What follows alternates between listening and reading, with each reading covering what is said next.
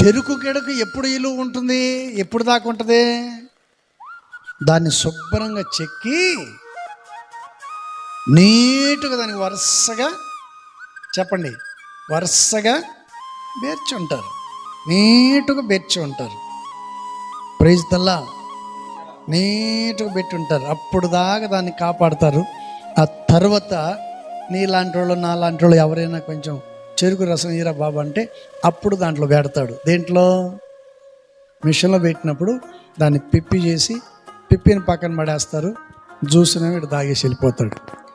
నిత్యమహిమలో ప్రభుతో కూడా దేవుని ఎదుట నిలబడేంత వరకు చెప్పండి, లోకములో ఉంటే సాతాను గాడు ఏం పెడతాడు చెప్పండి?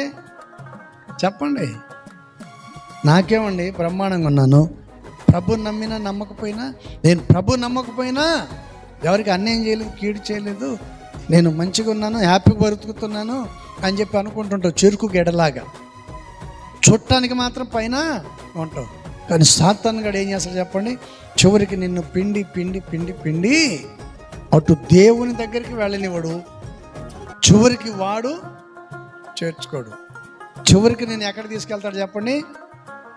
నరకానికి తీసుకెళ్తాడు. ఎందుకని?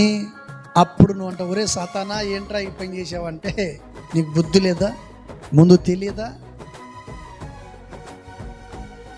ఏది పరిశుద్ధమైందో నీకు తెలియదా అని సాతాను గాడి చివరికి నీ మీద నేరపణ మోపుతాడు.